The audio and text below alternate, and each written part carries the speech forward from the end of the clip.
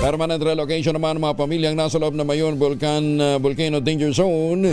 Prioridad ng gobyerno ayon kay Secretary John B. Cremulya. Detalye ng balita mula kay Bal Gonzales. Ayun, ito na report ni Bal. RH5 Bal.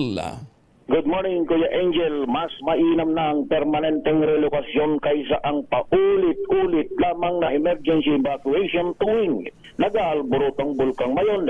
Itong pahayag ngayon ng Interior and Local Government Secretary John B. Cremulya kasunod ng plano ng Administrasyong Marcos na tuluyan ng ilipat sa mas ligtas na lugar ang mga residenteng inililikas kapag pumuputok ang bulkan. Sabi ni Cremulya, bahagi na ito ng pangmatagalang solusyon ng gobyerno sa mga komunidad sa Albay na apektado ng aktibidad ng bulkan.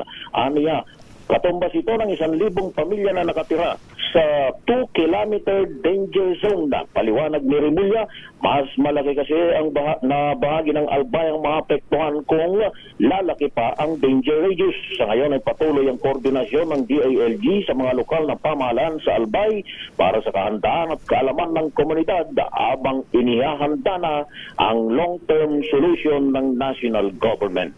Ako si Bal Gonzales, DJRH, una sa Pilipinas, una sa Pilipinas. Maraming salamat, Bal.